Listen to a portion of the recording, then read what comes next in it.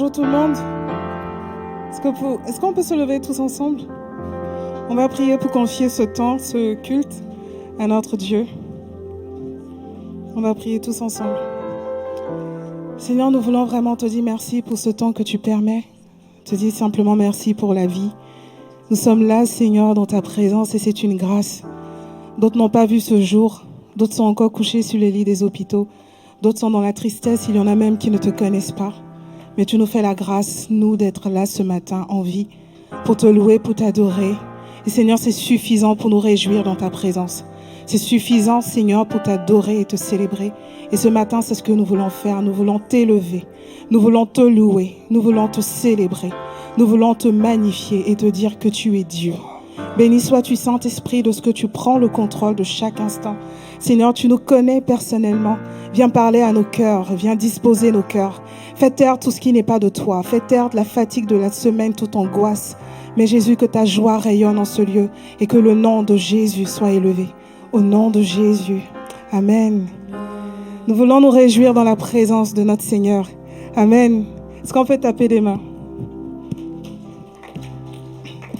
Je me réjouis dans le nom du Seigneur.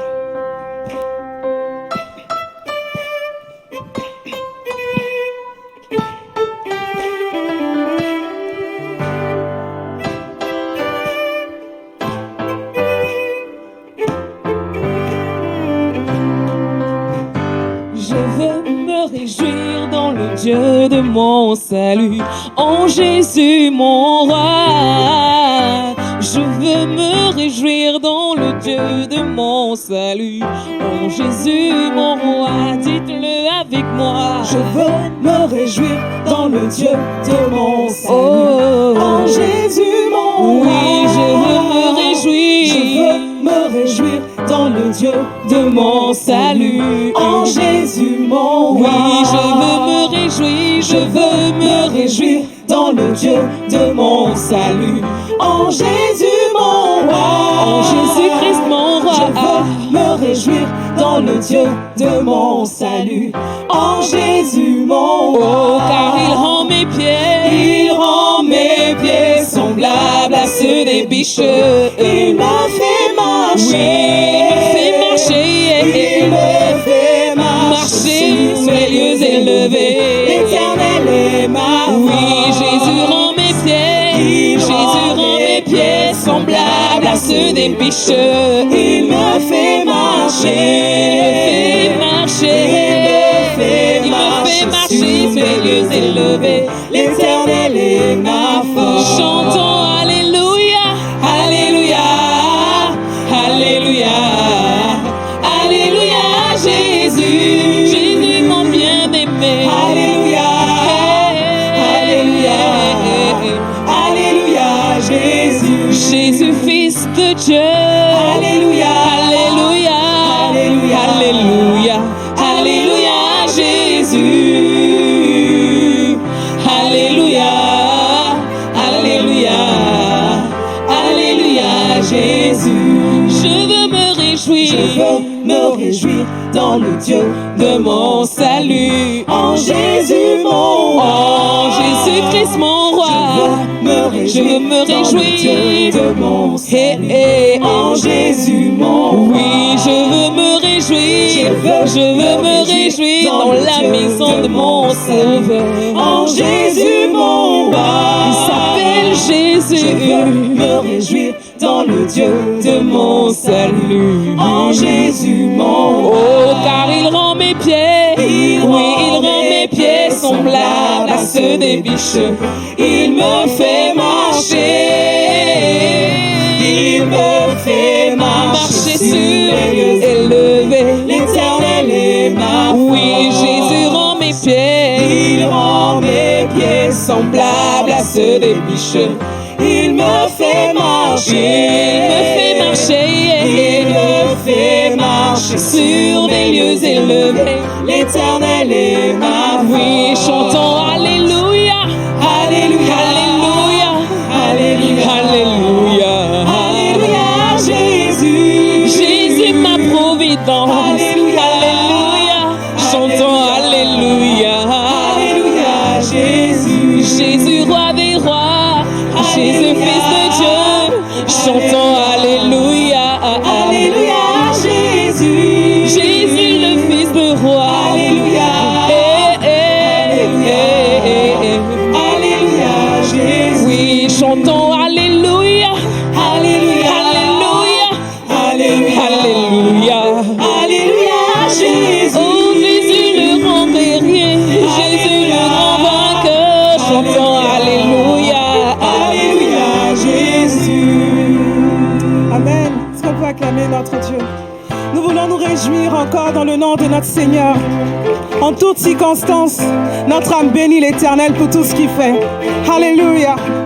Je célébrerai le nom de mon Jésus. Je me réjouis dans le nom du Seigneur. Je me confie dans le nom du Seigneur. Je me confie dans le nom du Seigneur. Vers mon Dieu, je lève les mains. Alléluia.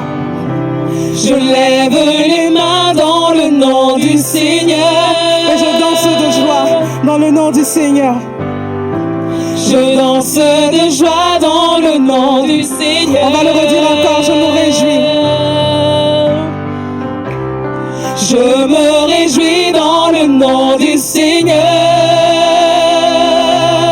Je me confie. Je me confie dans le nom du Seigneur.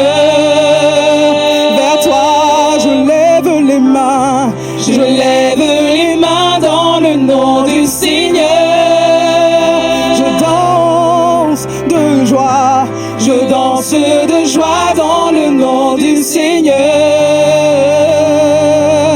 Je célébrerai le nom de celui que mon cœur aime. Oui, je bénirai le nom de mon Sauveur. Je célébrerai son nom. Je célébrerai le nom de celui que mon cœur aime. Oui, je bénirai le nom du Seigneur.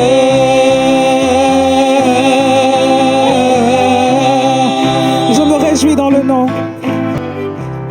Je me réjouis dans le nom du Seigneur. Je me confie. Je me confie dans le nom du Seigneur. Vers toi, je lève les mains. Je lève les mains dans le nom du Seigneur. Nous dansons de joie. Je danse de joie dans le nom du Seigneur. Je célébrerai le nom de celui que mon cœur aime. Oui, je bénirai le nom de mon Sauveur. Je célébrerai le nom de celui que mon cœur aime. Oui, je bénirai le nom du Seigneur. Je célébrerai le nom du Seigneur. Alléluia, on va le dire ensemble, je célébrerai. Je célébrerai le nom du Seigneur. Je célébrerai le nom du célébrerai. Je célébrerai le nom du Seigneur. Je célébrerai tous les jours de ma vie. Je célébrerai. Je célébrerai le nom. Je célébrerai. Je célébrerai le nom. Je célébrerai. Je célébrerai. Seulement l'église. Je célèbre. On veut vous entendre, l'église. Je célébrerai le nom du Seigneur. Je célébrerai le nom du Seigneur. Je célébrerai le nom du Seigneur. Je célébrerai tous les jours de ma vie. Je célébrerai.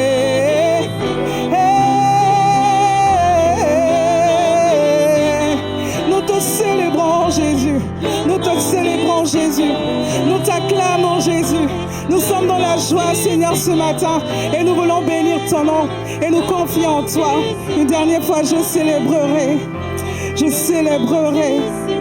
Je célébrerai le nom du Seigneur.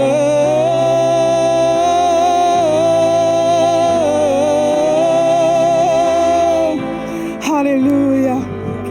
Merci Jésus. Saint-Esprit, nous voulons t'inviter au milieu de nous. Saint-Esprit, descends. Saint-Esprit, prends le contrôle encore de tout. Saint-Esprit, descends sur nous, toi le consolateur, toi l'ami. À nouveau, touche nos vies, Saint-Esprit. Alléluia. Est-ce qu'on peut prier ensemble, inviter l'Esprit de Dieu encore? Saint-Esprit, descends au milieu de nous. Nous t'invitons, Jésus. Alléluia. Saint-Esprit, descends. Saint-Esprit, descends, nous t'invitons. Saint-Esprit, nous t'invitons. Nous t'invitons, Saint-Esprit, prends la place. Saint-Esprit, descends au milieu de nous. Nous t'appelons, nous t'invitons, toi le consolateur, toi l'ami. Nous sommes là pour toi, Saint-Esprit. Alléluia. Saint-Esprit, descends sur nous. Descends sur nous. Consolateur, ami, à nouveau touche nos vies ensemble. Saint-Esprit, descends sur nous, descends, descends sur nous, consolateur, consolateur, ami, à nouveau touche, Saint-Esprit descend, Saint-Esprit descend sur nous, descend, descend, descend sur nous. La puissance vient, que ta voix résonne, viens et change nos cœurs, accomplis ta parole, Saint-Esprit, descends sur nous.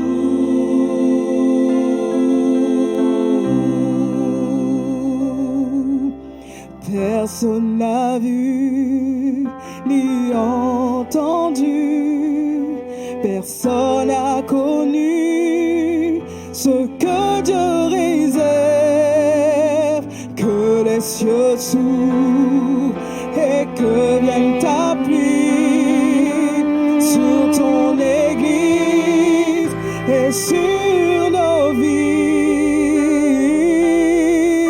Saint-Esprit descend sur nous, t'invitons, Saint-Esprit, descend, descend, descend, consolateur, ami, consolateur,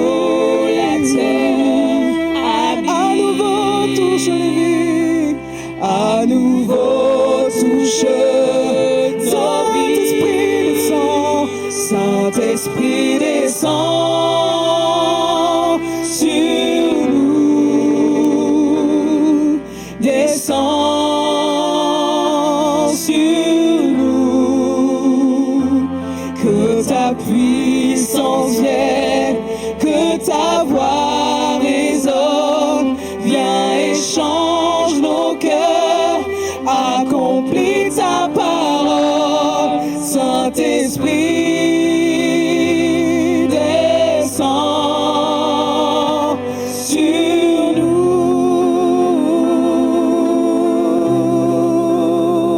Saint-Esprit descend. Saint-Esprit descend pour que notre coupe déborde. Saint-Esprit descend.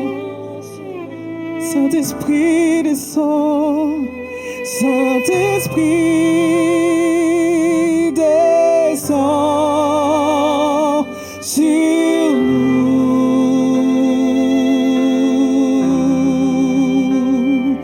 Saint-Esprit, descends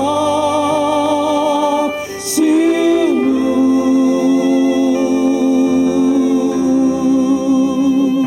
Saint-Esprit, descends, t'appelons sur nous. Saint-Esprit, Saint-Esprit, descends. Saint-Esprit, descends sur nous.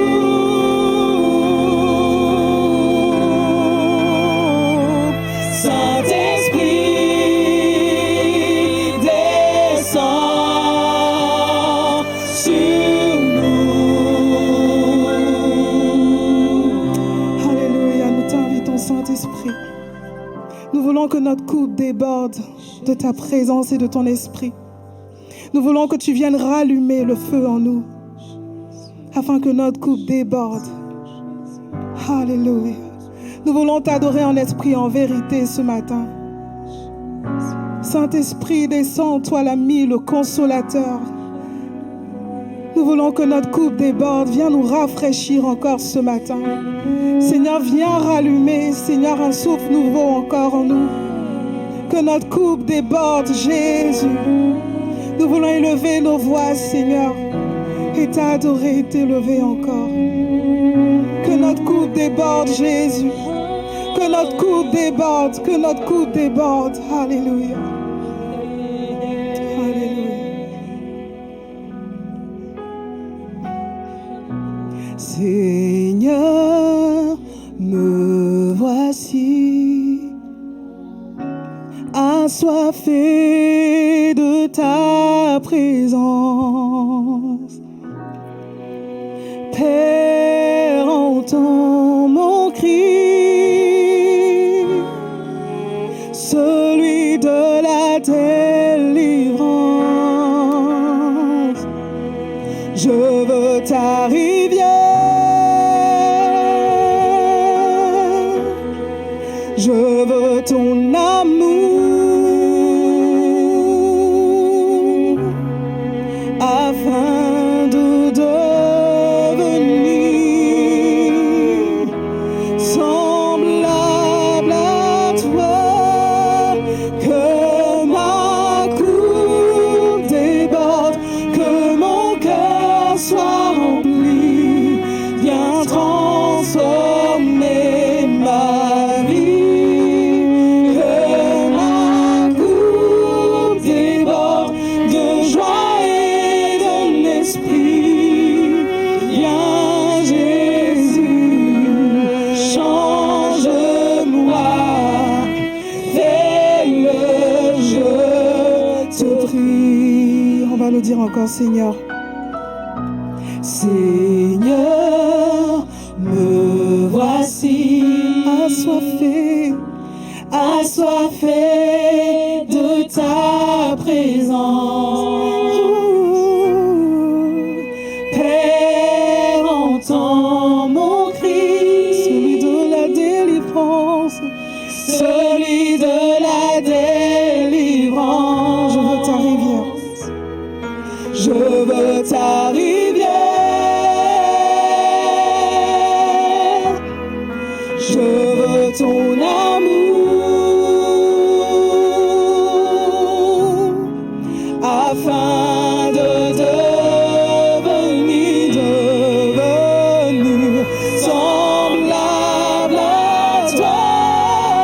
Que ma coupe, Seigneur, que notre coupe déborde, que mon cœur soit rempli, viens transformer nos vies, viens transformer ma vie.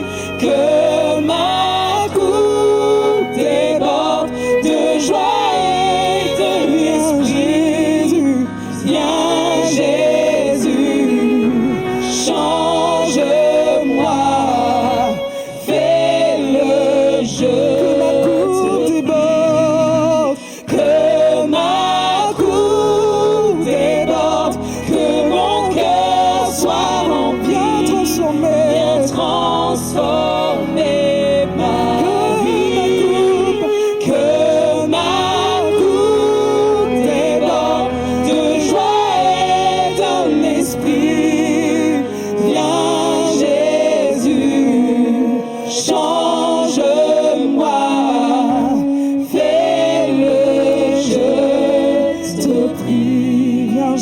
viens Jésus. Viens Jésus, change-moi, fais le jeu. Disons-le ensemble, viens Jésus, change-moi. Viens Jésus, Change-moi. Fais le jeu, te prie. fais le jeu, te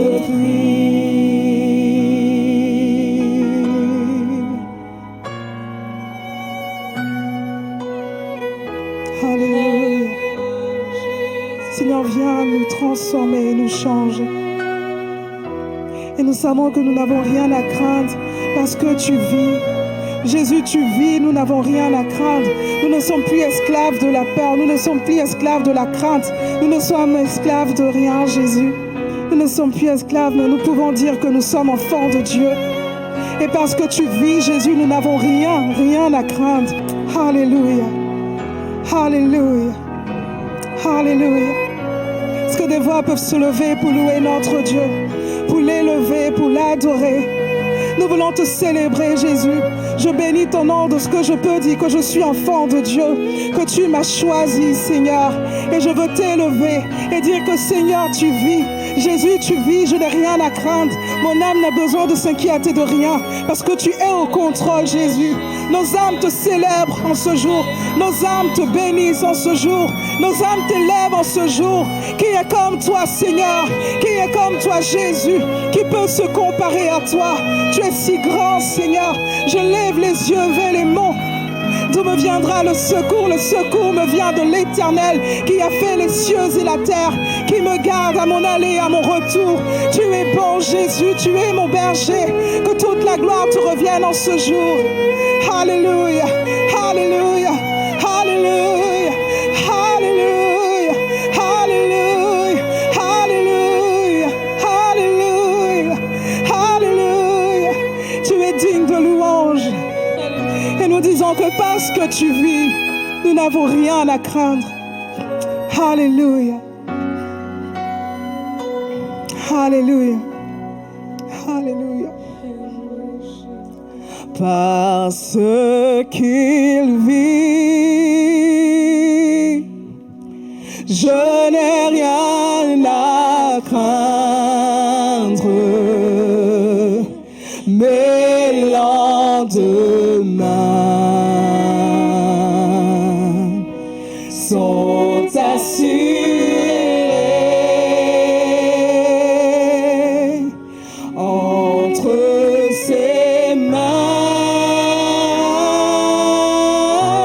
Il tient ma vie pour ce temps et l'éternité. Je sais qu'il vit. On a dit Jésus, tu vis, je n'ai rien à craindre. Jésus, tu vis, je n'ai rien à craindre. Je n'ai rien à craindre. Mes lendemains sont assurés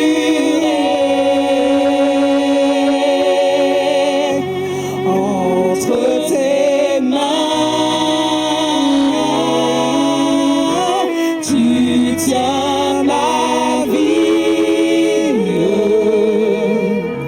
pour ce temps et l'éternité. Jésus, tu vis. Sans les instruments, l'église seulement va dire Jésus, tu vis. Jésus, tu vis. Je n'ai rien à craindre. Je n'ai rien à craindre. Il faut vraiment croire que nos lendemains sont assurés par Jésus. Entre tes mains, il tient ta vie, tu tiens ma vie pour ce temps et l'éternité.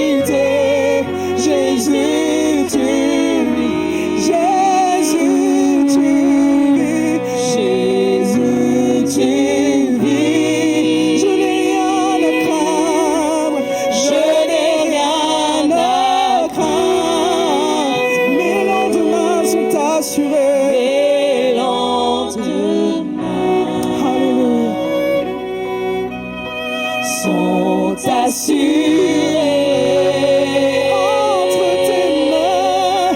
Entre tes mains, tu tiens ma vie. Je ne suis plus esclave de la peur pour ce temps. Pour ce temps et l'éternité. Je ne suis plus esclave. Jésus, Je ne suis plus esclave. Je ne suis plus esclave. Je ne suis plus esclave. Mon Dieu vit. Les lendemains sont assurés. Alléluia. Il faut la mer et je peux la traverser.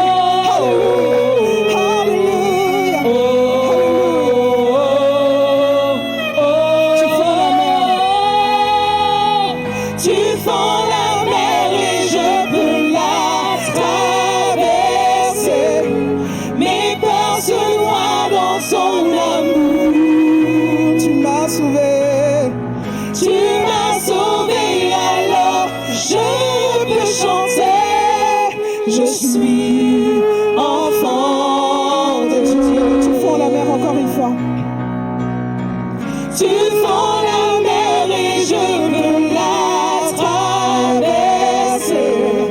Mes peurs se noient dans son amour. Tu m'as sauvé, alors je peux chanter. Je suis enfant de Dieu. Je suis enfant de Dieu. Je suis enfant de Dieu. Tu peux le déclarer ce matin avec joie. Je suis enfant de Dieu. Moi, je suis enfant de Dieu. Je suis enfant de Dieu. Moi, je suis enfant de Dieu. Je suis enfant de Dieu. Je suis enfant de Dieu. Je suis Avec joie, je peux le déclarer. Avec fierté, je peux le déclarer. Je suis enfant de Quelle Dieu. grâce est appelée enfant de Dieu. Je suis enfant. Je suis de protégé Dieu. parce que je suis son enfant. Je suis enfant. Je ne crains rien parce que je suis enfant de Dieu. Je le déclare encore, je suis enfant de Dieu. Je suis enfant de Dieu. Je ne suis plus esclave de la peur. Je suis enfant de Dieu. Je ne suis plus esclave de la peur. Amen, Seigneur Jésus. Je suis enfant de Dieu. Il est vrai, Seigneur, encore ce matin, que ce que j'ai, ce que je suis, Seigneur, t'appartient. Mon âme, mon esprit, mon être entier, Seigneur, est à toi. Et pour cela, mon Dieu, je veux faire monter des chants d'adoration vers toi, des sacrifices d'action de grâce. Tu es le constructeur de ma vie, tu es le constructeur de notre être. Tu es celui qui prend soin de chacun d'entre nous personnellement, parce que tu nous aimes. Alors encore, Seigneur, ce matin, nous voulons te donner l'adoration de nos cœurs. Et Seigneur, encore ce matin, nous reconnaissons que nous sommes tes enfants, non par nos propres forces, non par notre propre mérite, mais seulement par ta volonté. Alors Seigneur, quand nous nous rendons compte de cela ce matin, nous ne pouvons que tourner nos regards vers toi et te dire encore: Jésus, tu es notre Seigneur, tu es notre Dieu. Et nous te louons, nous t'adorons.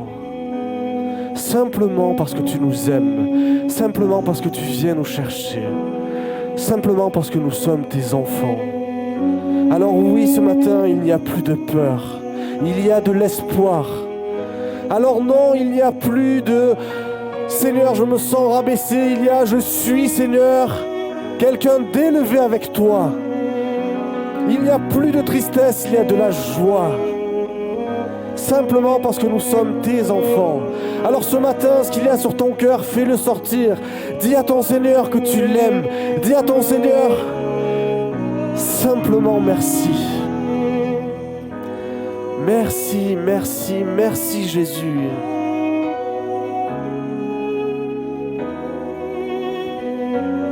Mon être entier te chante, mon être entier t'adore. Mes regards sont tournés vers toi, car tu es celui qui donne la lumière dans nos vies.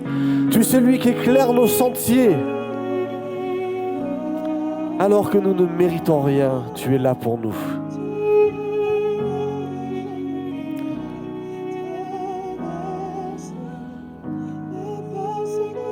Dans ton amour,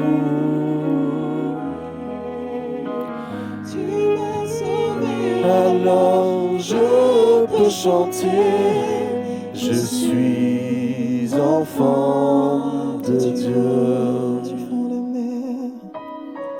Tu fends la mer et je peux La traverser, mes peurs se noient dans ton amour. Tu m'as sauvé, alors je peux chanter, je suis enfant de Dieu. Je suis enfant de Dieu. Je suis enfant de Dieu.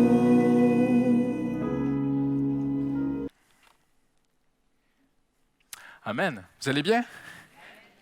Quelle joie de se retrouver ensemble et que Dieu ait sa maison de prière au centre de Paris. Amen. Venir à l'Église Paramétropole, c'est un appel. Hein? C'est une vocation, c'est un appel. Si vous êtes ici aujourd'hui, ce n'est pas parce que Dieu vous veut comme un spectateur, ce n'est pas parce que Dieu vous veut juste pour venir recevoir. Nous sommes convaincus que nous sommes un corps spirituel. Amen. Et que Dieu appelle certains de ses enfants, pas tous, il y a des églises partout, hein, mais nous vivons dans un monde où on le voit, il y a une déchéance morale partout dans la société autour de nous. Et Dieu a dit que dans les derniers temps, nous vivons les derniers temps, mais Dieu a dit que dans les derniers temps, il élèverait une église glorieuse. Amen. Certains, vous habitez peut-être dans la rue à côté, d'autres, peut-être, vous avez fait beaucoup de transport pour venir ici aujourd'hui, mais c'est parce que Dieu vous appelle. Et Dieu appelle des hommes et des femmes à se réunir au centre de Paris, faire la route le dimanche matin pour briller fortement ensemble. Amen. C'est un geste que nous faisons, on le fait pour adorer Dieu, on le fait pour rendre un culte à Dieu, mais pas que. Le Seigneur veut élever un phare dans la nuit. Amen. Le Seigneur veut élever, ça dit dans Ésaïe, que les ténèbres sont de plus en plus opaques, mais sur toi, la gloire de l'Éternel brille. Amen. Et si vous êtes nouveau à l'Église et que vous venez ici, vous fréquentez l'Église Paramétropole parce que vous aimez cette Église et que peut-être que les messages vous touchent, tout ça, c'est bien, mais ça, c'est pour un temps. Après, hein, c'est comme un petit enfant. Je ne dis pas que vous êtes un bébé, mais quand on grandit dans la foi, qu'est-ce qui arrive? Au début, on reçoit, maman nous donne, mais à un moment donné, l'enfant grandit, l'enfant mature, et l'enfant participe à la vie familiale. Amen. Et c'est ce qu'on veut croire aussi en Jésus-Christ, qu'on n'est pas venu se rassembler seulement pour recevoir un culte. Nous sommes ici parce que nous avons une mission de Dieu. En ces derniers temps, au cœur de la capitale de la France, Dieu veut élever une église glorieuse et vous êtes une pierre vivante. Amen. Alléluia. Seigneur, on se place maintenant devant toi, Seigneur. Merci pour ta parole. Merci pour ta présence, Seigneur. Merci pour ta fidélité. Seigneur, alors que nous traversons la vie d'Abraham ensemble, Seigneur, nous sommes convaincus que tu as fait d'Abraham un archétype, Seigneur, un modèle d'un homme qui a accepté de marcher avec Dieu. Et chaque étape de sa vie aussi nous parle. Nous croyons qu'il a vécu. Nous ne sommes pas de cette théologie libérale qui croit qu'Abraham n'a peut-être pas existé, mais que seulement ce sont de belles légendes desquelles on tire des moralités, des valeurs morales. Non, Seigneur, nous croyons qu'Abraham a vraiment marché avec toi. Nous croyons qu'il a vraiment existé, Seigneur, et qu'à travers sa vie, nous pouvons voir comment tu interagis aussi dans nos vies par la foi. Alors, au nom de Jésus, dispose, Saint-Esprit, nos cœurs, comme toi seul peux le faire. Et tous ceux qui l'aiment disent Amen. Amen. Hallelujah. Le titre de mon message aujourd'hui est celui-ci, Problème d'infidélité. Problème d'infidélité. Et nous arrivons au chapitre 12, fin du chapitre 12 et début du chapitre 13. Donc, si vous êtes avec nous pour là ou les premières fois, je poursuis une série qui s'intitule « La pleine bénédiction d'Abraham ». On traverse la vie d'Abraham ensemble pour voir comment Dieu interagit aussi avec nous, comment, lorsqu'un homme ou une femme veut vraiment marcher avec Dieu, eh bien, comment Dieu interagit avec cette personne. Et on arrive au fin du chapitre 12 et je pourrais vous dire ceci, la vie d'Abraham est digne du 7e art. C'est extraordinaire. Il y a cette mise en scène qui se fait, la mise en scène de sa vie au tout début du chapitre 12. Et puis vers la fin du chapitre 12, début du chapitre 13, on pourrait dire que c'est le premier acte. Et Dieu passe à l'action. Et Dieu, on remarque que la première chose que Dieu fait avec un homme ou une femme qui veut marcher avec lui, c'est qu'il va le tester. C'est la première chose. Dieu appelle Abraham, Dieu se manifeste à Abraham, Dieu lui dit « Quitte tout, marche avec moi ». Et Abraham part par la foi, il marche, on pourrait dire, il est charmé, touché par la présence de Dieu, la parole de Dieu. Même Dieu va se révéler à lui, Dieu va lui apparaître, il va voir Dieu. Et Abraham a trouvé, on a vu cela ensemble la semaine dernière, Abraham a trouvé son bonheur en Dieu. Mais la première chose, là, Dieu va passer à l'action et on attend tous la bénédiction d'Abraham, hein, parce que le titre de la série, c'est comme la bénédiction. Et on n'y est pas encore arrivé à cette pleine bénédiction. Et on croit que là, Seigneur, Abraham a tout quitté pour te suivre. Abraham s'est établi en Canaan. Abraham a dressé un autel dans sa vie pour chercher la face de Dieu. C'est ce que nous avons vu ensemble la semaine dernière. Maintenant, le Seigneur, bénis-le. Et Dieu, oui, il veut le bénir. Mais la première chose que Dieu fait, il le teste. Et c'est ce que Jérémie a dit aussi. Jérémie dit, tu m'as charmé, je paraphrase, hein, mais Jérémie dit, tu m'as charmé par tes paroles, Seigneur, mais maintenant je suis dans le trouble. Je me suis levé pour toi comme un prophète pour parler pour Dieu. Maintenant, il y en a qui... Moi, j'ai juste voulu obéir à Dieu. J'ai trouvé ça extraordinaire que Dieu se révèle à moi. Dieu m'a donné une parole pour mon peuple. Maintenant, mon peuple veut me tuer. J'ai des problèmes, dit Jérémie. Et c'est aussi ce que Dieu fit avec les Hébreux lorsqu'ils sortirent d'Égypte. Dieu dit, je vais vous amener en Canaan, mais première chose, un désert. Le peuple arrivera dans le désert. Et là, ici, Dieu pense à l'action. Et Dieu va tester la qualité de son amitié avec Abraham. On l'a vu ensemble, c'est très important d'étudier Abraham avec la lumière du Nouveau Testament. Qu'Abraham a été justifié parce qu'Abraham a eu la foi. Et parce qu'Abraham a accepté de marcher avec un Dieu invisible, parce qu'Abraham a accepté que son Dieu... Et Abraham fut appelé ami de Dieu parce qu'il crut en Dieu. Il accepte de marcher avec ce Dieu invisible, d'avoir une communion avec ce Dieu invisible. Et Abraham entre dans cette vie. Et alors qu'il entre dans cette vie, Dieu teste la qualité de sa relation avec Abraham. Et je vais vous surprendre ce matin, Abraham va faillir. Il va échouer au premier test. Mais ce n'est pas grave. Vous allez dire, mais pasteur, c'est grave. Est-ce que tu es en train d'excuser le péché ce matin? Vous allez voir. Restez avec moi jusqu'à la fin. Ne me lancez pas ni de pierre ni de tomates. Suivez-moi. Parce qu'ici, dans la parole de Dieu, pour Dieu, le plus important, je dirais même la seule chose importante pour Dieu, n'est pas de rendre Abraham grand à nos yeux, mais de rendre Dieu grand à nos yeux. Et ce qu'on va découvrir ici, c'est que lorsque Abraham faillit, Dieu reste fidèle. Et donc, survient une famine. OK? On arrive au chapitre 12, verset 10. Il y eut une famine dans le pays, et Abraham descendit en Égypte pour y séjourner, car la famine pesait lourdement sur le pays. Dieu n'a jamais demandé à Abraham d'aller en Égypte. Jamais. Et dans la Bible, partout à travers la Bible, l'Égypte signifie souvent une image de se détourner de Dieu pour aller chercher un secours auprès des hommes. Il y a d'autres histoires comme ça dans la Bible, on va le voir tout à l'heure. Et Abraham va on l'a vu ensemble avec sa petite ville. Hein. On pense qu'il y a à peu près 700-800 hommes avec lui et leurs femmes et leurs enfants et tout leur cheptel. Donc, ce sont tous ces gens-là qui suivent Abraham qui est en train de s'éloigner de la volonté de Dieu. Il sort de Canaan. Canaan représente spirituellement la volonté de Dieu. Il sort de la volonté de Dieu parce qu'il y a une famine dans la volonté de Dieu. Et ça arrive parfois quand nous sommes dans la volonté de Dieu et les choses semblent se dessécher. Alors Abraham quitte, va en Égypte, et il se passe quelque chose, il n'avait pas prévu le coup. En entrant en Égypte, il se dit, j'ai un grave problème. C'est que je vis dans une société de barbares, et même l'Égypte qui semble si évoluée est quand même très dans la déchéance morale. Si vous avez déjà étudié un peu l'égyptologie, c'est impressionnant de voir comment les pharaons avaient des harems, parfois de centaines de femmes. Si vous trouvez que la mode cet été pour les jeunes filles sur Paris, elle est terrible, avec ces histoires les filles sont presque nues sur la rue, c'est une horreur, je n'ai jamais vu ça, une telle déchéance morale dans cette ville.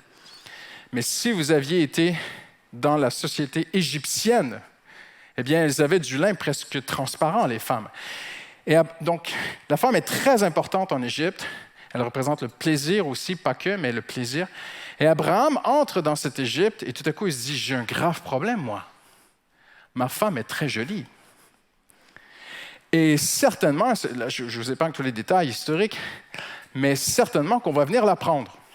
Et si on découvre que je suis son mari, on va me tuer. Donc, à l'époque, ça se faisait, c'était dans les usages, de dire, c'est ma sœur. Comme ça, voilà, on ne va pas me tuer. Je ne rentre pas dans tous les détails, mais ce sont des détails historiques qu'on sait aujourd'hui. Alors Abraham dit à Sarah, eh bien, on va dire que tu es ma sœur. Et comme de fait, ils entrent en Égypte, et Abraham ne peut pas passer inaperçu, hein, il arrive avec tout son village qu'il suit. Les Égyptiens voient ce troupeau d'hommes qui arrivent, immense, et puis ils viennent les voir et tout. J'imagine peut-être des émissaires, des responsables de Pharaon, qu'est-ce que vous venez faire dans notre pays et tout, des représentants. Et tout à coup, c'est Abraham, et c'est qui cette si jolie femme à côté de lui, qui avait à peu près 60 ans à l'époque. Et ça monte, l'information monte jusqu'à Pharaon, dans le groupe de cet homme qui vient d'arriver, là, l'Hébreu. Eh bien, Pharaon, il y a une super jolie femme pour toi. Et Pharaon la prend avec lui. Et Dieu se met en colère. Et Dieu, la Bible ne nous donne pas de détails, mais la colère de Dieu tombe sur Pharaon à un tel point, je veux dire, tout va mal pour lui. Et semble-t-il que Pharaon, on va le voir dans un instant, semble-t-il que Pharaon comprend peut-être mieux la main de Dieu qu'Abraham. Abraham ne se rend pas compte que Dieu est en train de faire des choses. Mais Pharaon, lui, a bien compris que ça ne va pas là. Alors, Pharaon lui-même vient voir Abraham, après lui avoir donné beaucoup de cadeaux. En fait, Pharaon a même remercié Abraham de lui avoir donné sa femme. Il lui fit beaucoup de cadeaux pour l'enrichir. Il revient le voir et lui dit, il s'est passé quelque chose de surnaturel. On ne sait pas quoi, mais quelque chose de surnaturel, de très puissant a frappé Pharaon. Et à un tel point qu'il va dire à Abraham, reprends cette femme, tu m'as caché la vérité, c'est la tienne, c'est pas ta sœur. Donc Dieu s'est manifesté d'une façon ou d'une autre. On en déduit ce matin, c'est pas écrit, mais vous êtes d'accord avec moi, une certaine logique dans la Bible. On comprend que Pharaon, d'une façon ou d'une autre, a réalisé, oh là là, il m'a donné sa femme. Et là, son Dieu me tombe dessus. Donc il lui rend sa femme et lui dit, quitte l'Égypte, partez, retournez dans votre famille de l'autre côté, ne restez pas ici. Et Abraham rentre chez lui. J'imagine peut-être, je l'imagine, un peu honteux, avec sa femme. Fort probablement qu'il a dû avoir quelques embrouilles avec sa femme. Vous êtes d'accord avec moi? Mesdames, j'espère que vous êtes d'accord avec moi. Ah là, les femmes ce matin sont en train de se dire, mais c'est pas possible, pasteur, quelle histoire. Et il est écrit, et Abraham retourna en Canaan, mais pas que en Canaan. Il retourna à l'autel qu'il avait construit pour Dieu.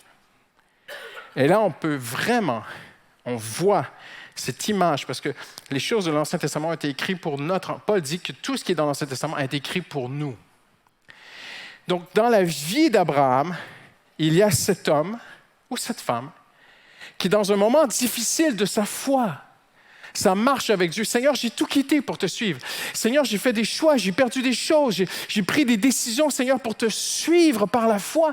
Et je suis allé en Canaan, Seigneur, et là, je suis en Canaan, et les choses semblent se dessécher. C'est l'inverse. Tu m'as promis la bénédiction, et c'est littéralement presque une malédiction, suivre Dieu. Ne levez pas la main, ça vous est déjà arrivé.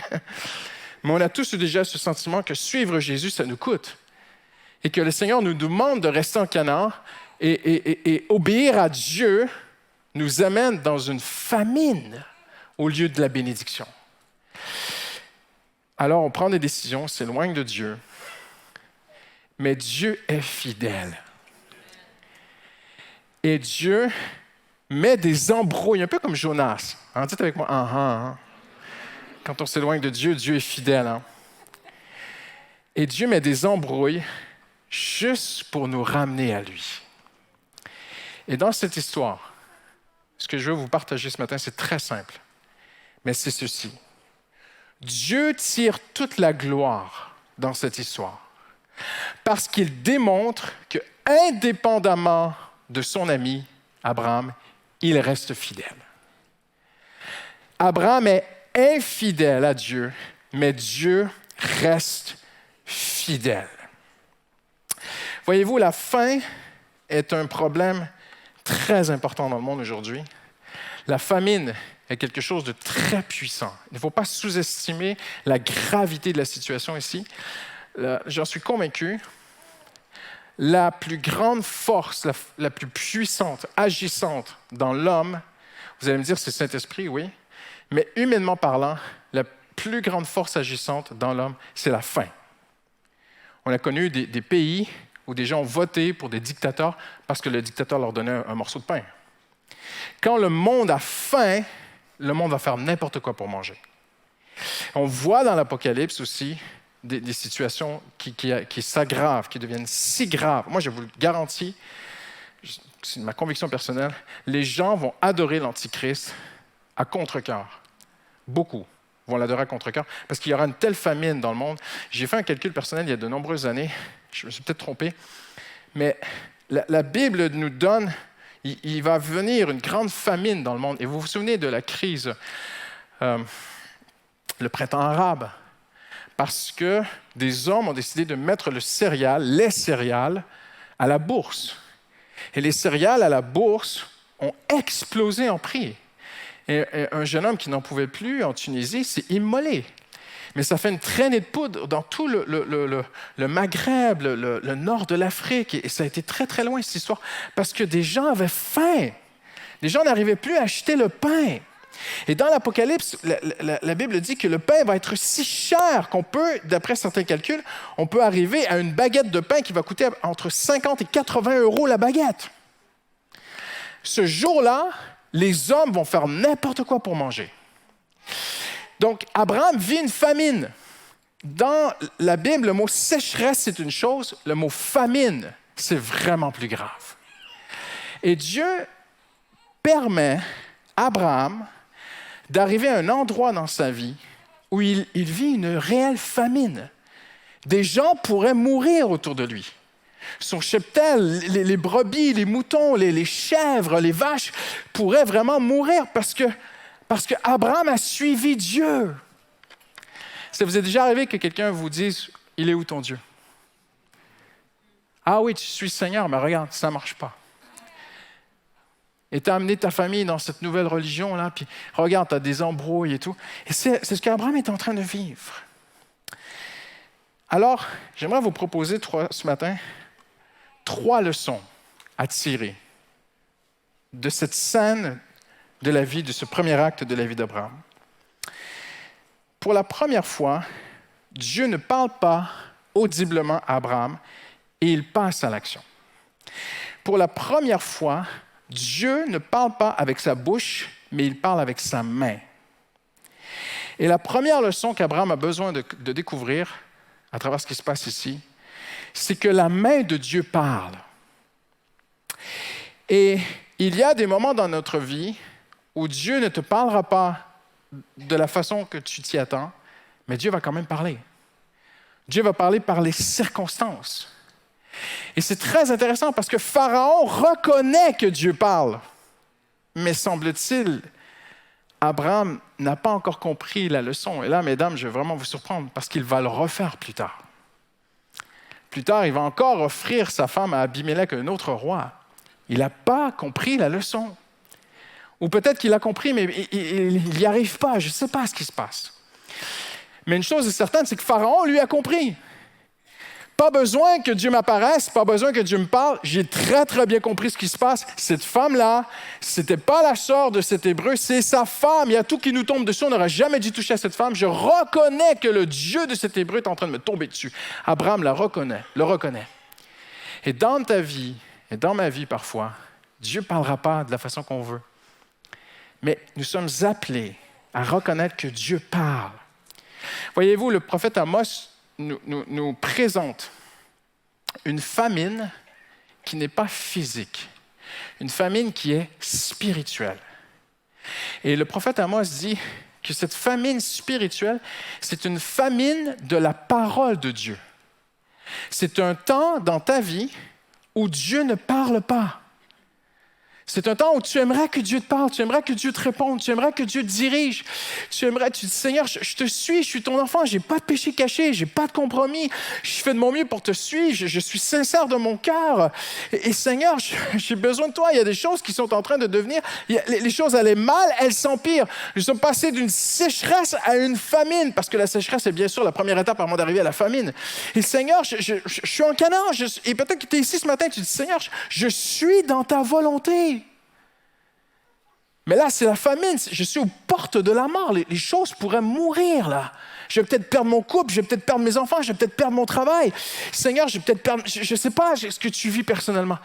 Mais tu te dis, comment se peut-il que je suive Dieu? Je cherche à lui obéir et il n'y a rien qui se débloque. Eh bien, j'aimerais te dire ceci. Quand Dieu ne fait rien, quand Dieu ne dit rien, c'est qu'il est en train d'enseigner quelque chose. Il est en train de te dire quelque chose, le Seigneur, ce matin. Il est en train de tester la qualité de ton amitié avec lui. Et ça, c'est la première leçon. Ça me fait penser au roi Ézéchias. Vous connaissez l'histoire. Des siècles plus tard, le roi de Jérusalem, Ézéchias, est entouré par les armées ennemies. Ézéchias aime Dieu. Ne pensez pas que c'est un roi dépravé. Il aime Dieu, Ézéchias. Mais la pression est telle sur lui. Les insultes, les émissaires du roi ennemi viennent au pied de sa résidence. Regardez comment Satan peut faire des choses parfois. Nous savons qu'Ézéchias avait sa maison. La maison royale était dans le mur, dans les murs de Jérusalem. Et les émissaires viennent au pied du mur l'insulter. Dire, je m'excuse, hein, je ne veux pas être impoli dans la maison de Dieu, mais c'est écrit dans la Bible, vous allez manger vos excréments. On va amener une telle famine, on va assiéger la ville de Jérusalem, ça va être tellement terrible ce qu'on va vous faire. Et le roi Ézéchias, qui aime Dieu, peut-être comme toi, tu aimes Dieu.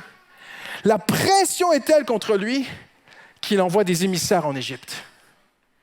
Il les envoie en secret, sur des chevaux. Allez chercher de l'aide en Égypte. Ésaïe arrive, le prophète. Et Dieu dit à travers Ésaïe, « Pourquoi envoies-tu chercher de l'aide en Égypte? Est-ce que je ne peux pas t'aider, moi? Ne suis-je pas ton Dieu? » Je paraphrase ce matin, j'explique les Écritures. Mais lisez Ésaïe chapitre 30, c'est ce que Dieu lui dit. On a marché ensemble, mais qu'est-ce que tu es en train de faire, Ézéchias? Et on voit l'histoire parallèle, Ézéchias va se repentir. Il va revenir à Dieu. Il va aller dans la maison de Dieu avec le prophète Ésaïe et toute la nuit, ils vont crier à Dieu, « Seigneur, au secours, aide-nous. » Et le lendemain matin, il n'y a plus d'ennemis. Dieu s'est battu pour eux. Donc, il y a des moments dans ta vie, c'est la famine, c'est la sécheresse. Dieu ne dit, c'est une famine de la parole de Dieu. Dieu ne dirige pas, Dieu ne dit rien. Tu dis, Seigneur, mais où suis-je? Qu'est-ce que je vais faire avec ma vie? Et il faut comprendre que dans ces moments-là, même si Dieu semble absent, je ne sais pas si ça vous est déjà arrivé, moi ça m'est arrivé dans ma vie, il y a des moments dans ta foi, tu te dis, je sais que tu es là, mais je ne te vois pas, je ne te sens pas, je ne sais rien, je ne vois rien. Seigneur, mais où es-tu? Ça vous est déjà arrivé? La personne lève la main. Oh, j'ai peur. Il n'y a que moi qui a des combats avec ma foi. La Bible dit, reconnais-le. Vous connaissez ce verset? Reconnais-le dans toutes tes voies. Abraham reconnaît Dieu dans cette famine. Abraham reconnaît Dieu dans ce que tu vis et il aplanira tes sentiers. Reconnais Dieu dans toutes tes voies et il aplanira tes sentiers. Ésaïe 53 nous dit, qui a reconnu le bras de l'Éternel? Mes frères et sœurs, ce matin, je le dis avec tant d'amour parce que je suis sur les bancs d'école avec vous. Nous sommes tous à la même école. Parfois, Dieu ne nous parle pas. Abraham se retrouve à un endroit où Dieu ne parle pas. Mais il nous faut, et c'est notre responsabilité chrétienne, c'est ta responsabilité de reconnaître le bras de l'Éternel. Est-ce que Dieu est en train de faire quelque chose dans ma vie? Et même quand ça passe de mal à pire, est-ce que ce n'est pas Dieu qui me parle? Vous voyez ce que je veux dire? Dieu parle par ce qu'il dit et il parle aussi avec son bras. Qui a reconnu le bras de l'Éternel? Première leçon. Deuxième leçon, quand je suis dans cette période de ma vie, il faut, envers et contre tous, à la vie et la mort, tout miser sur Dieu. Je vais être très pratique ce matin. Que faire quand Dieu ne parle pas? Simplement ceci. Reste fixé sur ce qu'il t'a dit précédemment. Je ne peux pas être plus simple. Dieu a parlé à Abraham jusqu'ici, et là, il ne parle plus. Et là, Dieu ne veut pas parler. Et Dieu est silencieux. Et Abraham va aller en Égypte. Donc, ne pensez pas que ces 3 phrases de la Bible se déroulent en 3 minutes. Ça prend des semaines, cette histoire.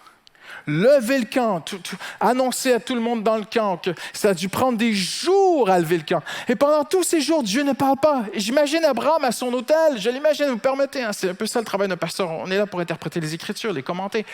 Et j'imagine Abraham à son autel, pendant qu'il lève le camp, Seigneur, est-ce que je me trompe, Seigneur? Et Dieu ne parle pas. Et il part en Égypte. Seigneur, mais j'ai peur qu'il me tue. Seigneur, j'ai peur de mourir. Seigneur, Seigneur, je donne ma femme. Seigneur, qu'est-ce que je suis en train de faire là? Allez, mais tu y vas, Sarah, j'ai besoin de toi. Et Dieu ne parle pas. Et Pharaon lui dit, retourne chez toi. Et Dieu n'a pas encore parlé. Abraham retourne à son autel et Dieu n'a pas encore parlé. Il y a une grande leçon que Dieu veut vous apprendre à vous et à moi aujourd'hui. Quand Dieu ne parle pas, reste fixé sur ce qu'il t'a dit précédemment. Peut-être qu'il t'a parlé avec un principe, avec une parole, avec une pensée de l'esprit. Tu peux consulter Dieu encore. Tu peux continuer à rester devant Dieu. Mais dans ce moment de famine, dans ce moment de ta vie où il ne se passe rien, tu restes devant Dieu et tu t'attends à Dieu, mais il ne faut pas bouger. Mais pasteur, qui peut vivre une telle vie? Je vais vous surprendre, peut-être ce matin, je crois que personne ne peut vivre ainsi. Mais quelqu'un l'a fait. Une personne l'a fait. Son nom est Jésus. Satan conduisit Jésus au désert pour qu'il soit tenté. Vous connaissez cette histoire? Et la Bible dit, après 40 jours, Jésus eut faim. Ici, c'est le même mot. Vous allez me dire que tu passes de l'hébreu au grec, mais c'est le même mot. Parce que dans l'hébreu, le mot faim et le mot famine, c'est le même mot. Et Jésus vit cette famine. Jésus a faim 40 jours. Vous avez déjà fait 40 jours sans manger et sans boire, c'est quelque chose, hein? Moi, je n'ai jamais fait, hein? Mais Jésus, après 40 jours, eut faim. Et le diable vint et lui dit, « Si tu es le Fils de Dieu, change les pierres en pain. » Et qu'est-ce que Jésus lui répondit? Jésus dit à Satan, « Il est écrit. » Jésus, c'est l'exemple. Alléluia. Là où Abraham a failli, là où nous avons tous failli, là où nous avons tous eu des moments où on a couru en Égypte. Parce que l'Égypte n'est pas loin. Hein? L'Égypte, c'est un texto. Hein? L'Égypte, c'est un coup de fil. Hein? C'est Seigneur au secours. Ah non, il ne répond pas. Hey, toi, tu peux m'aider? Elle n'est pas très loin, l'Égypte. Et là, on a tous failli à un moment donné dans notre vie. Jésus a été parfait. Je viens de dire que quand Dieu ne parle pas, il faut rester fixé sur ce qu'il nous a dit. Qu'est-ce que Jésus répond à Satan? Il est écrit. Jésus n'a pas dit, Attends, là, tu me demandes de changer les pierres en pain? Ah, cette nuit, Dieu m'est apparu, j'ai eu une révélation, il y avait 14 anges autour de moi, c'était extraordinaire. Tu crois que j'ai changé une pierre en pain? Mais non, mais Dieu ne m'a pas dit de faire ça, il m'a dit de continuer à jeûner. Mais non, allez, tu dégages. Jésus n'a pas parlé comme ça, Satan. Jésus n'a pas parlé de révélation, il n'a pas parlé de rêve, n'a pas parlé de vision. Il a parlé de ce qui est écrit. Il y a des moments dans ta vie où il n'y aura pas de révélation. Il y a des moments dans ta vie où tu ne seras pas touché par l'amour de Dieu. C'est la famine spirituelle. Et Jésus, à ce moment-là, nous donne l'exemple. Il est écrit. Il sort un principe. Mais regardez ce qu'il dit. L'homme ne vivra pas de pain seulement, mais de toute parole qui sort de la bouche de Dieu. Je n'avais jamais compris cette tentation jusqu'à ce que le Seigneur me la révèle. En fait, ce que Jésus dit, c'est ceci. Je ne ferai rien sans que Dieu me le dise. Tu me demandes de changer les pierres en pain. Je peux faire un miracle, je suis le Fils de Dieu. Tu touches mon identité. Es-tu le Fils de Dieu? Et c'est ça que l'ennemi fait avec chacun d'entre nous. Qu'est-ce qu'il fait? Il touche ton identité. Tu es vraiment un enfant de Dieu? Eh bien, il est où ton Dieu? Tu es vraiment sa fille? Mais qu'est-ce que tu fais dans cette famine? Tu es vraiment son fils, tu es son serviteur. Tu suis le Seigneur, tu es dans Canaan. Es-tu le Fils de Dieu? Eh bien, regarde, c'est quoi? C'est ça, le Fils de Dieu? Un homme qui a faim dans un désert, qui est faible. Et Jésus dit, oh, tu ne toucheras pas mon identité. Je suis le Fils de Dieu. Mais je pourrais la changer, la pierre en pain. Mais je suis venu sur terre pour montrer comment on marche avec Dieu. Et l'homme est appelé à obéir à Dieu. Si Dieu me dit de changer la pierre en pain, je la change. S'il ne me dit rien, je ne fais rien. Et je suis prêt à obéir à mon Père céleste jusqu'à la mort. À la vie et à la mort. Je ne mangerai pas de pain, je mourrai s'il le faut. Et la vie de Jésus, en passant, si vous croyez que je rigole ce matin, la vie de Jésus l'a prouvé, hein? Il est mort à la croix. Hein? Jésus était prêt à obéir à son Père jusqu'à la mort. Maintenant, regardez comment Dieu est bon. Là où toute l'humanité a failli, là où Abraham a failli, là où Abraham, quand la famine est arrivée, a fait bagage et est parti en Égypte, là où souvent nous faillissons, Jésus a réussi. Et Jésus nous cache en lui. Dans le sang de Jésus, nous sommes couverts par son sang. Donc, c'est l'infaillibilité de Christ qui couvre mes failles. Et ce que nous découvrons dans cette histoire, en terminant aujourd'hui, la troisième grande leçon. Si je faillis, Dieu reste fidèle.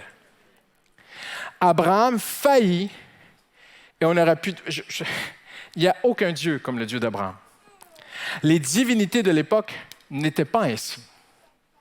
Quand on sortait d'un territoire, dans la mentalité de l'époque, quand on sortait d'un territoire, du territoire d'une divinité, on perdait la divinité. Vous êtes d'accord avec moi? Ça veut déjà étudier un peu le sujet. Donc, il y avait des divinités, des idoles et tout. Il fallait rester avec elles. Et quand on voyageait, il fallait amener l'idole avec nous. Mais l'idole qui changeait de territoire était peut-être plus faible que l'autre idole. Alors, si j'amène mon idole en Égypte, ben, les idoles d'Égypte seront certainement plus puissantes que mon idole à moi parce qu'on est sur leur territoire. Les gens pensaient comme ça. Mais pas le Dieu d'Abraham. Hein. Je suis le Dieu partout. Hein. Je suis le créateur de l'univers. Hein. Et moi, je te frappe l'Égypte au complet, il n'y a pas de problème. De toute façon, il le fera plus tard. Hein. Et Dieu démontre à Abraham, je suis avec toi. Même lorsque tu faillis, je demeure fidèle. Même si tu faillis, Dieu reste fidèle. Pasteur Christian, je ne suis pas d'accord avec ton message ce matin, c'est une licence pour pécher. Ça veut dire qu'on peut se permettre de faillir. Ça veut dire que je peux aller me balader en Égypte, je peux faire n'importe quoi. Et Dieu va rester fidèle. Non. Et regardez ce que Paul dit. Très intéressant. Paul dit, lorsque nous sommes infidèles, lui demeure fidèle. 2 Timothée 2,13. Et même lorsque nous sommes infidèles, lui demeure fidèle.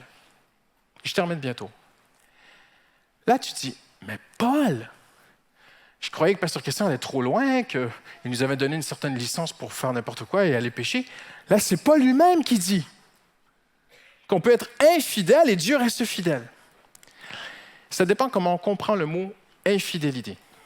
Parce que depuis tout à l'heure, je sais que ça résonne à votre oreille comme l'adultère. Parce que dans notre société postmoderne, occidentale, on dit infidélité, c'est un homme qui trompe sa femme direct. Ça dépend comment on comprend le mot. Au Moyen Âge, et c'est ainsi encore dans certaines religions, un infidèle, c'était quelqu'un qui brisait sa religion. Au Moyen Âge, les croisades catholiques, chrétiennes, tout ça de l'époque, on allait tuer les infidèles au nom de Dieu. Parce qu'un infidèle, c'était quelqu'un qui avait quitté sa foi. Ce n'est pas du tout, ni l'un ni l'autre, le contexte de ce que Paul dit. Quand Paul dit, même lorsque nous sommes infidèles, lui demeure fidèle, voici ce que Paul dit. En grec, il dit « apisteuo ».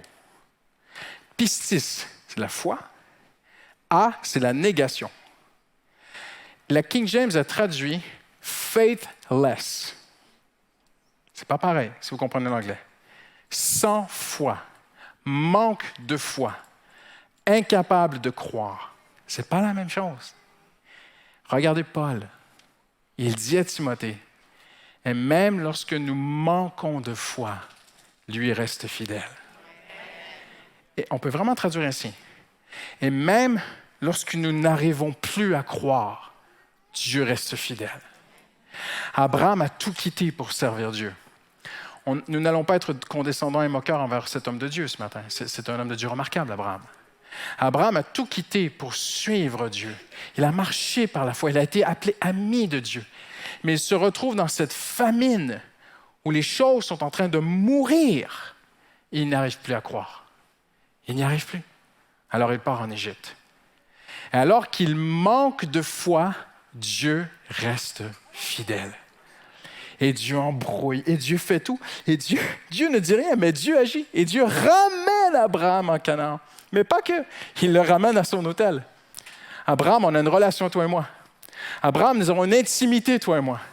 Abraham, on a un culte personnel quotidien, toi et moi. Tu t'en es éloigné. Alors Abraham, je vais mettre l'Égypte par terre, mais je vais te ramener à moi. Amen. Et ça, c'est la grande leçon. Voyez-vous, Paul dit, Dieu est fidèle, il vous établira. C'est Dieu, mes amis, qui nous rend fidèles. C'est la puissance de Dieu qui nous rend capables de marcher avec Dieu. C'est Dieu qui me donne la foi que j'ai besoin pour marcher avec Dieu. Que le Dieu de paix vous rende lui-même entièrement saint. Que lui vous garde parfaitement. Celui qui vous appelle, il est fidèle. C'est lui qui accomplira tout cela. Ce n'est pas moi. C'est lui qui va le faire. Et on voit à travers la vie d'Abraham qu'Abraham grandit dans sa foi. Il va grandir de plus en plus, il va faire confiance. Et on voit cela, ce même principe dans tous les hommes de la Bible, que ce soit Pierre dans le Nouveau Testament, David dans l'Ancien Testament. Ce jeune David qui a peur et qui fuit, à peu près 9 ans plus tard, il a peur de Saül et 9 ans plus tard, il va être assez brave pour aller chercher la lance au pied du lit de Saül. Vous savez pourquoi David a fait cela? Juste pour voir si Dieu allait le protéger. J'en suis convaincu. Ce n'est pas écrit, mais c'est ma conviction. Mais je suis le futur roi d'Israël. Ça fait 9 ans qu'ils veulent me tuer. Et à un moment donné, à travers les années, mais Dieu est avec moi. Mais Dieu est bon. Mais Dieu est fidèle. Et même lorsque j'ai eu peur, Dieu a été fidèle. Même lorsque j'ai manqué de confiance en Dieu, Dieu a été fidèle. Et puis à un moment donné, il y a cette nuit où David il se dit, et si Dieu me protège à un tel point, parce que je suis le futur roi d'Israël, que je pourrais même aller au pied du lit du meurtrier de l'homme qui respire pour me tuer. Il dit, qui veut venir avec moi? Elle n'a pas eu beaucoup, hein? Mais ce soir-là, cette nuit-là, David s'est dit, il est écrit, vous savez ce qui est écrit? Et Dieu fit tomber un profond sommeil sur Saül. Incroyable, hein? Parce que Dieu nous apprend, à travers les années, qu'il est fidèle. Et la religion, je m'explique différemment. La religiosité, c'est de mettre une pression sur toi d'être fidèle. La vraie vie chrétienne de Jésus-Christ enlève cette pression sur toi d'être fidèle. Et la vraie religion en Jésus-Christ, la vraie foi en Jésus-Christ, c'est lui, il me rend fidèle. Lui, il me construit. Lui, il le fera dans ma vie. Et même lorsque je faillis, lui, reste fidèle. Maintenant, en terminant, il faut quand même nuancer les choses. Paul a bien dit, si nous le renions, il nous renie. N'est-ce pas? Mais si nous sommes infidèles, il demeure fidèle. Voici ce que Paul voulait dire. Si je rejette Dieu, on peut rejeter Dieu très poliment. Hein? On n'est pas obligé de rejeter Dieu comme certains qui manifestent dans la rue qui brûlent tout. Hein? On peut rejeter Dieu très poliment. Non, mais c'est ma vie. Non, mais je suis d'accord avec 99% du christianisme, mais je veux vivre comme ça. La Bible dit que c'est mal, mais moi, je dis que c'est bien. Mais c'est bon, tu as rejeté Dieu. C'est ce que la Bible dit, tu l'as rejeté. Tu vis dans le compromis, tu as rejeté Dieu. Tu prends pas, Dieu n'est pas un buffet. Dites avec moi, Vous êtes déjà allé dans un buffet? On se balade avec notre assiette et on pique avec une petite fourchette très propre, là, et on prend ce qu'on aime. Dieu n'est pas un buffet, hein? Et il n'y a pas de carte dans ce restaurant. C'est tout ou rien. Tu prends, ça c'est le menu, tu prends au complet ou tu ne prends pas. Donc rejeter Dieu, c'est rejeter une petite partie. Et Paul dit, si nous le renions, en fait le mot renier, ici en grec c'est rejeter. Si nous rejetons Dieu ou une partie des valeurs de Dieu, il nous rejette. C'est ce qui est écrit. Mais si nous manquons de foi, donc ça, ce n'est pas le même contexte. C'est un homme ou une femme qui veut marcher avec Dieu. Il aspire, son cœur est incliné vers la sainteté. C'est une femme qui veut marcher avec son Dieu. Mais elle ne le rejette pas, elle approuve tout ce que la Bible dit. Mais il y a des moments dans sa vie où elle n'y arrive pas. Elle n'a pas la force. Elle manque de foi. Et Paul dit, et même si nous le rejetons, il nous rejette, mais si nous manquons de foi, il demeure fidèle. N'est-ce pas incroyable? Je termine ici aujourd'hui. Vous savez, j'étais émerveillé il y a quelques jours quand j'ai lu ce texte de Paul. Parce que Paul est dans sa prison. C'est la fin. Et il va bientôt mourir pour Jésus. C'est son testament, si vous me permettez. C'est son dernier écrit à Timothée. Et dans ce dernier écrit, il dit, j'ai terminé la course. Et il dit à Timothée, lorsque nous manquons de foi, il demeure fidèle. Ça veut dire quoi? Ça veut dire que Paul s'est mis dans la phrase. Paul n'a pas dit, et Timothée, si tu manques de foi, mais moi, je suis Paul. Moi, je suis ce grand homme de Dieu. Tu te rends compte? Moi, je suis le Moïse du Nouveau Testament, d'après les théologiens. Moi, Paul, je suis celui qui a fondé toutes ces églises. Moi, j'étais persécuté. Je suis Paul. Toi, tu es Timothée. C'est autre chose. Donc, Timothée, si tu manques de foi, Dieu va être fidèle. T'inquiète pas, je vais bientôt mourir pour Jésus. Franchement, les mains dans les poches, il n'y a pas de problème. Croyez que Paul était comme ça? Paul a dit, si nous manquons de foi, si nous manquons à croire. Et là, j'ai réfléchi. Je dis, mais Seigneur, Paul se met dans la phrase. Est-ce possible que Paul a eu des moments dans sa vie où il n'arrivait plus à croire? Est-ce qu'il a eu des moments dans sa vie où il a douté? Est-ce qu'il y a eu des moments où il a eu peur? Bien sûr, il l'écrit dans ses lettres. Mais Paul dit, j'ai eu une marche avec Dieu où parfois je n'y arrivais plus, mais il a été fidèle. Et il a été bon. Amen. On va se lever ensemble, on va terminer ici.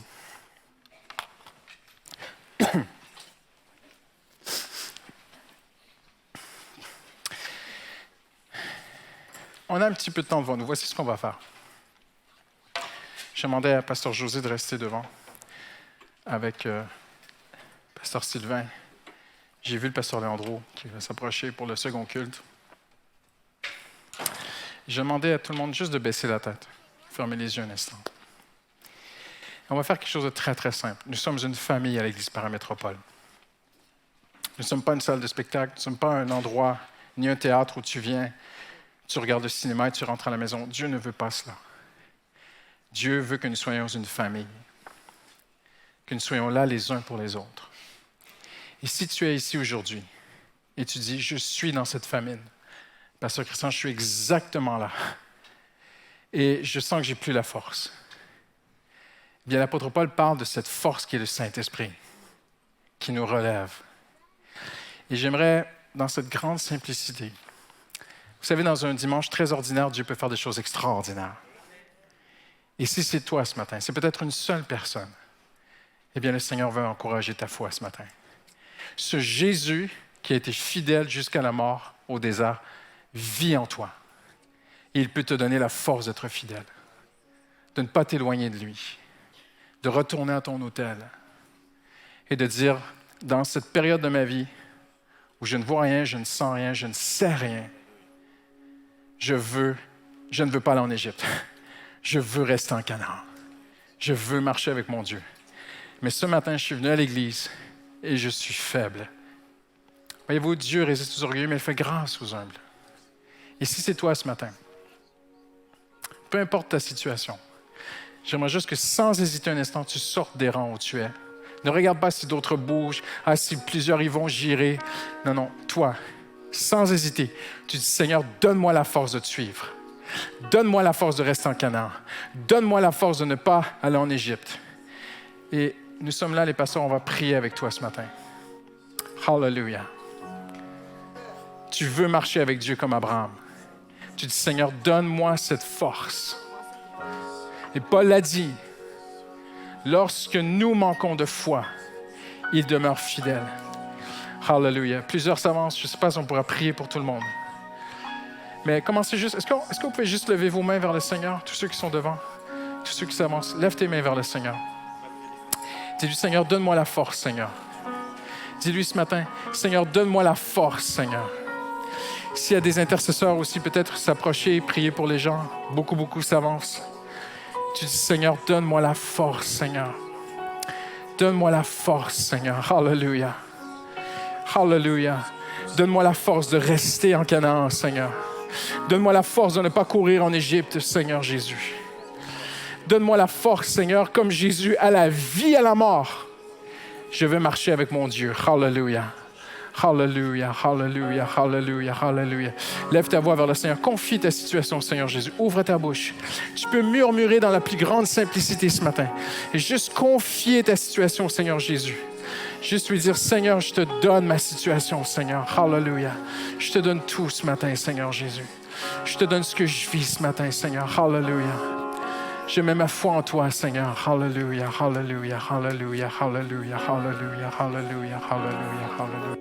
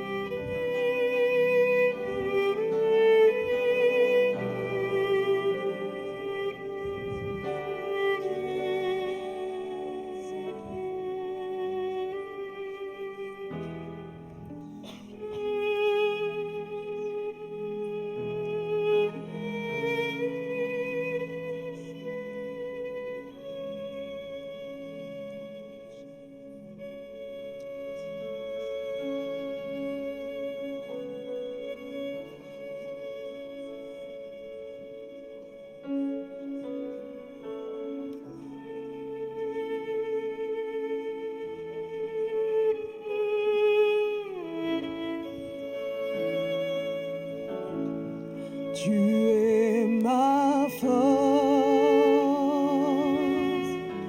incomparable, incomparable. Tu viens à moi, tu es ma force.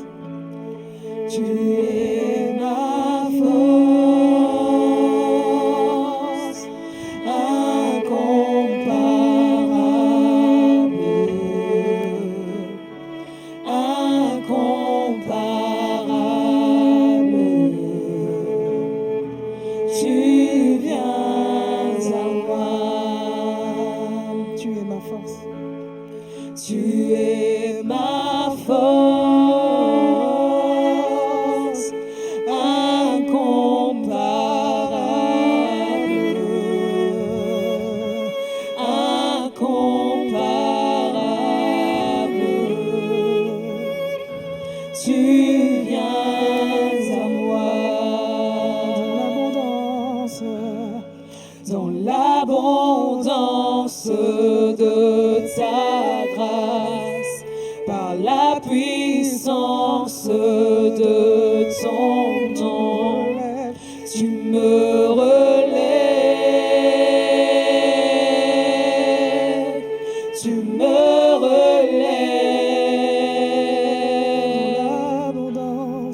dans l'abondance de ta grâce, par la puissance de ton nom, tu me relèves, tu me relèves dans l'abondance de ta grâce, par la puissance de ton nom, tu me relèves. Hallelujah. Tu me relèves. Hallelujah. Voici ce qu'on va faire ce matin. Parce qu'il y a un deuxième culte qui va débuter très bientôt. Je vais vous libérer dans un instant. Mais j'ai une bonne nouvelle pour vous. Vous savez quoi? Avec Dieu, le désert a une fin. Avec Dieu, la famine est pour un temps. Et la famine s'est terminée pour Abraham. Et Jésus n'est pas mort au désert, parce que Dieu est fidèle. Mais Dieu est en train de tester la qualité de ta foi et de ma foi. Et je vais plus loin. Dieu essaie de nous enseigner que ça ne dépend pas de nous. C'est lui qui est fidèle. Et même lorsque nous faillissons, il demeure fidèle. Alors tu sors aujourd'hui le cœur encouragé. Et peu importe ce que tu vis, tu dis, Seigneur, je ne regarde pas à moi, je regarde à toi. Tu es le fidèle. Peut-être pas bien compris. Tu es le fidèle. Amen. Tu seras fidèle. Que le Seigneur vous bénisse. Rentrez bien, qu'il soit avec vous, qu'il vous bénisse, qu'il vous garde. Amen. Bon dimanche. Merci. Parce qu'il vit, je n'ai rien à craindre. Mes lendemains sont assurés entre ses mains. Il tient ma vie pour ce temps et l'éternité. Je sais qu'il vit. Une dernière fois, Jésus, tu vis. Jésus, tu vis. Je n'ai rien à craindre. Mes lendemains sont assurés